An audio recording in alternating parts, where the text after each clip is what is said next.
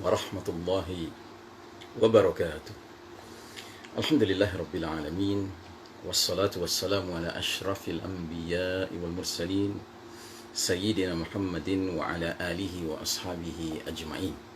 Faqala Allah ta'ala fi kitabihil karim ba'da a'udzu billahi minasyaitonir rajim. Ya ayyuhalladzina amanu taqullaha haqqa tuqatih wa la tamutunna illa wa antum muslimun. Saudaraku rahimakumullah, alhamdulillah pagi hari ini kembali kita berjumpa, yaitu pada hari Rabu tanggal 15 bulan Juli 2020, sudah di akhir Zulqa'dah 1441 Hijriah, dan kita masih dalam konteks pembahasan Alamatul Kubra, salah satu tanda besar kiamat, yaitu nuzul Isa ibnu Maryam alaihi salam, turunnya Isa putra Maryam alaihi salam ke muka bumi ini dari langit. Dan kita masih dalam mukaddimahnya, yaitu pembahasan tentang surah Al-Fatihah dan realitas kekinian kaum Yahudi, kaum Nasrani, dan kaum Muslimin.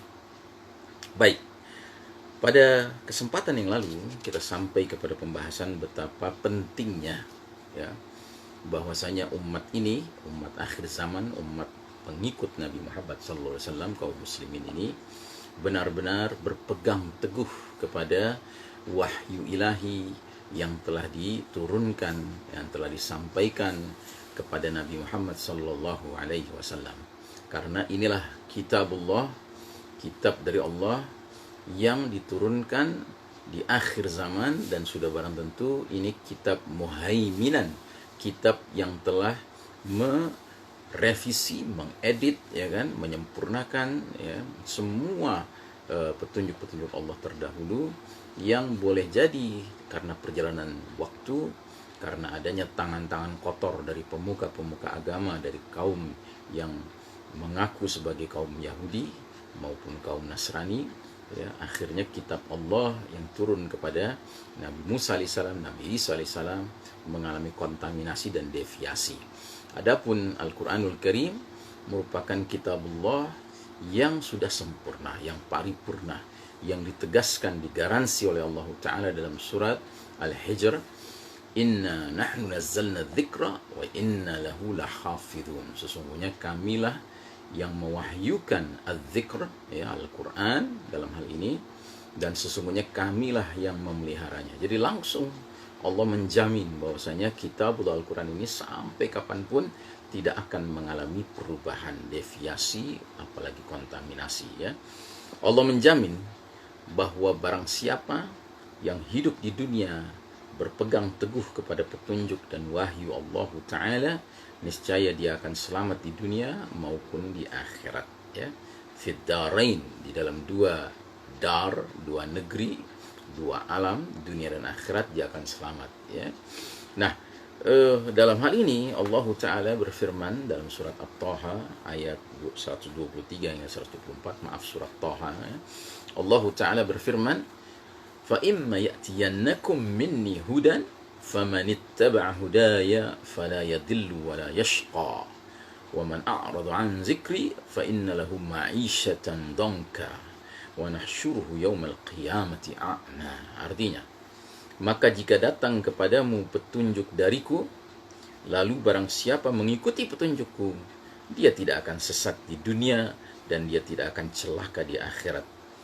Dan barang siapa berpaling dari peringatanku, maka sesungguhnya baginya penghidupan yang sempit, dan kami akan menghimpunnya, mengumpulkannya pada hari kiamat dalam keadaan buta. Sudah barang tentu jaminan Allah Ta'ala bahwa dia orang tersebut tidak akan sesat dan tidak akan celaka, hanya akan didapatkan oleh hamba-hamba Allah yang mengikuti petunjuk Allah Ta'ala yang asli, yang original, dan up to date, sesuai kitabullah dan nabiullah yang diutus pada zaman terkait. Bila mana umat manusia yang hidup di akhir zaman berpegang teguh kepada ajaran kitabullah Al-Quran, serta meneladani sunnah Nabi Muhammad SAW, maka merekalah yang akan memperoleh jaminan tidak akan sesat di dunia dan tidak akan celaka di akhirat. Allah mengeluarkan ultimatum, ancaman kepada mereka yang mengaku pengikut Nabi Muhammad SAW yang hidup di akhir zaman, apabila mereka lebih mengutamakan petunjuk kaum Yahudi dan Nasrani dalam urusan tata cara hidup mereka daripada menjadikan petunjuk Allah sebagai pembentuk dan penentu way of life mereka, cara hidup mereka, jalan hidup mereka. Dalam hal ini Allah Ta'ala berfirman, "Walan tarda 'ankal yahud walan nasara hatta tattabi'a millatahum qul inna hudallahi huwal huda wala in ittaba'ta ahwa'ahum ba'da alladhi ja'aka minal ilm ma laka minallahi min waliyyin wala nasir." Artinya, orang-orang Yahudi dan orang-orang Nasrani tidak akan ridha, tidak akan senang kepada engkau Muhammad dan kepada pengikutmu engkau Muhammad, yaitu umat Islam, hingga engkau dan pengikutmu mengikuti millah mereka. Kata millah seringkali diterjemahkan dengan agama dalam berbagai terjemahan bahasa Indonesia. Tetapi Syekh Asy-Syaukani punya pandangan bahwa millah ini lebih tepat diartikan sebagai way of life, minhajul hayah, jalan hidup. Katakanlah, sesungguhnya petunjuk Allah itulah petunjuk yang benar.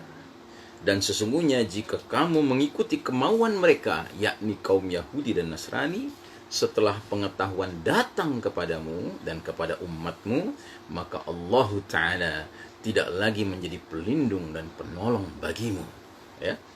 Bila mana kaum muslimin lebih mengutamakan dan meyakini petunjuk kaum Yahudi dan Nasrani dalam membentuk dan menentukan tata cara hidup mereka di dunia daripada menjadikan petunjuk Allah Ta'ala sebagai petunjuk yang benar, maka Allah Ta'ala tidak lagi melindungi maupun menolong mereka. Maka kaum muslimin akan sesat di dunia dan celaka di akhirat. Wa na'udzubillahi min dzalik. Ada hal penting yang perlu menjadi perhatian kaum muslimin, yakni realitas masa kini di mana tidak sedikit dari mereka yang mengaku umat Nabi akhir zaman alias umat Islam yang bukan saja tidak berpegang teguh kepada Al-Quran dan sunnah Nabi Muhammad SAW, tapi malah mengikuti secara perlahan tapi pasti way of life, minhajul hayat, tata cara hidup kedua kaum yang Allah murkai dan yang Allah sesatkan. Tidak saja petunjuk Allah dan Rasulnya mereka tinggalkan, tetapi mereka malah menerima sebahagian demi sebahagian tata cara hidup kaum Yahudi dan Nasrani. Baik itu dalam urusan ideologikah, politikkah, ekonomikah, sosial budaya, pendidikan, hukum, militerkah, dalam berbagai urusan. Umat Islam ini tampaknya sedemikian mengekor kepada al-Yahud wan Nasara. Karenanya, kita lihat contoh misalnya, dalam urusan ideologi, sebahagian kaum muslimin menerima faham sekularisme, faham pluralisme, faham liberalisme. Dalam urusan politik, kaum muslimin berpolitik dengan ideologi demokrasi. Dalam berekonomi, kaum muslimin rela mengikuti faham kapitalisme dan menyuburkan praktek ribawi. Dalam urusan sosial, kaum muslimin berfaham individualisme, sudah meninggalkan dan menanggalkan semangat gotong royong, semangat wa ta'awanu 'alal birri wat taqwa, saling tolong menolonglah kalian dalam kebaikan dan ketakwaan. Dalam berbudaya, kaum muslimin mengikuti hedonisme di mana syahwat dipertuhankan, diutamakan sehingga dipertuhankan. Dalam urusan pendidikan, kaum muslimin berfaham materialisme, sehingga pendidikan itu tujuan akhirnya adalah kesuksesan duniawi belaka, materialisme. Dalam berhukum, kaum muslimin mencampakkan hukum Allah Ta'ala, hukum Islam, dan mengagungkan hukum buatan manusia. Dalam bidang militer, kaum muslimin berfaham nasionalisme dan berpegang kepada slogan right or wrong is my country. Mau benar kek, mau salah kek, pokoknya negara dibela.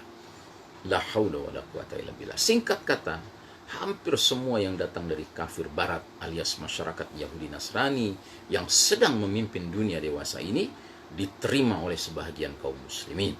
Pelan tapi pasti mereka copy paste apa-apa yang berasal dari masyarakat Yahudi Nasrani kafir barat, penguasa dunia modern ini. Persis sebagaimana yang diprediksikan oleh Nabi Muhammad sallallahu alaihi wasallam 15 abad yang lalu. Beliau bersabda, "La tattabi'unna sunanal ladzina min qablikum shibran bi shibrin wa dhira'an bi dhira'in hatta law dakhalu fi juhri dabbin lattaba'tumuhum." Rasulullah SAW bersabda, sungguh kalian umat Islam kelak nanti benar-benar akan mengikuti tata cara hidup, kebiasaan orang-orang sebelum kalian, sejengkal demi sejengkal, sehasta demi sehasta, sehingga sekiranya mereka yang kalian ikuti itu masuk ke dalam lubang biawak sekalipun, niscaya kalian umat Islam terus saja mengikuti mereka. Maka bertanyalah sahabat kepada Nabi SAW, "Ya Rasulullah, al-Yahuda wan Nasara?" Wahai Rasulullah, apakah mereka yang kau maksudkan itu adalah kaum Yahudi dan Nasrani? Nabi menjawab dengan balik bertanya, "Faman? Who else? Siapa lagi kalau bukan mereka?" Saudaraku rahimakumullah, pada kenyataannya saat ini terdapat kontradiksi antara ucapan sebahagian kaum muslimin di dalam sholatnya dengan perilaku kesehariannya. Di dalam sholat, saat membaca suratul Fatihah, mereka memohon kepada Allah Ta'ala agar diberi petunjuk ke jalan yang lurus, siratul mustaqim. Tapi dalam kesehariannya, mereka malah mengikuti petunjuk kaum Yahudi dan Nasrani yang memang sedang Allah takdirkan memiliki otoritas kepemimpinan dunia dewasa ini. Sungguh sebagian umat Islam telah meninggalkan makna sejati suratul Fatihah. Bayangkan, setiap kali seorang muslim melaksanakan sholat, dia memohon kepada Allah Ta'ala agar dirinya ditunjuki ke jalan yang lurus, yaitu jalannya kaum beriman, jalannya an-nabiyyin, para nabi-nabi, as-siddiqin, para orang-orang yang jujur, yang sidq, yang benar, ya.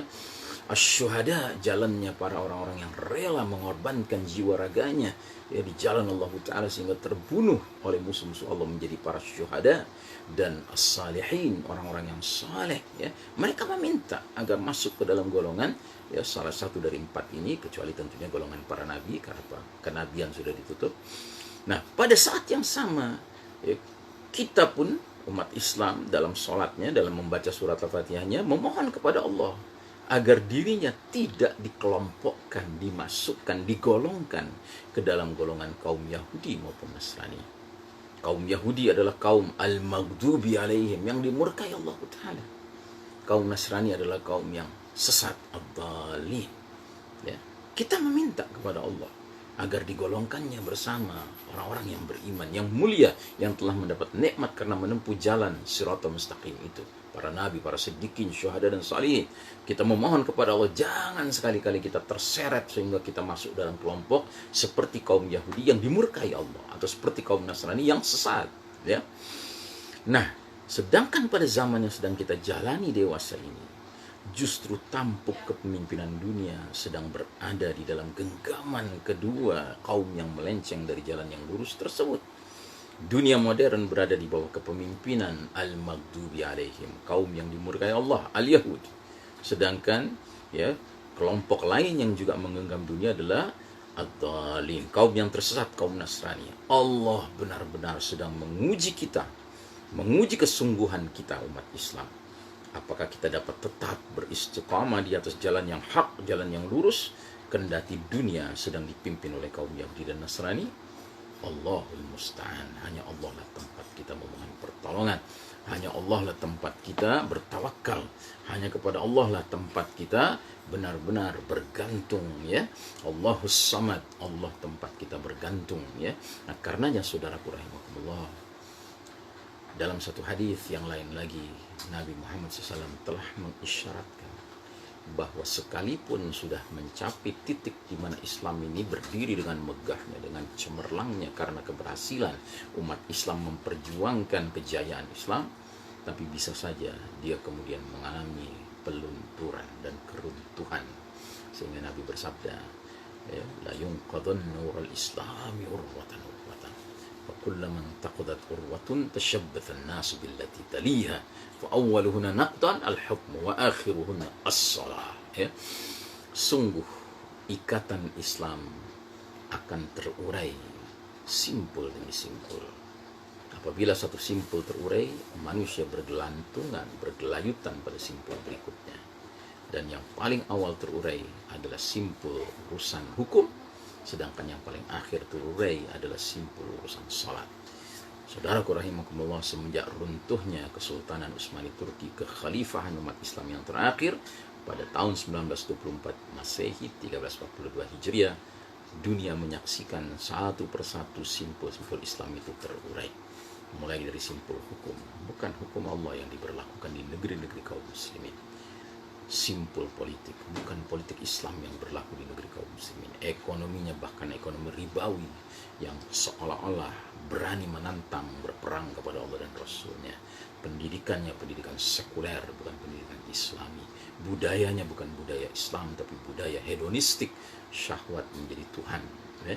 Di bidang berbagai bidang, bahkan di depan mata kepala kita sekarang sendiri, saat ini kita sedang menyaksikan simpul terakhir, simpul salat sedang diacak-acak, sedang dicabik-cabik, sehingga umat Islam sendiri merasa lebih aman kalau salatnya tidak sesuai dengan sunnah Nabi Muhammad SAW, dengan merenggangkan jarak salatnya, dengan menutup ya apa yang mestinya tidak ditutup ketika sedang salat, ya, dan seterusnya dan seterusnya.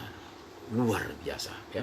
Karenanya kami mengajak, mari kita kembali kepada pesan Nabi SAW ketika sahabat bertanya, "Ausini, beri aku wasiat."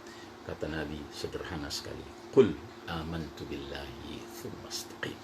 Katakanlah, aku beriman kepada Allah, kemudian istiqamahlah.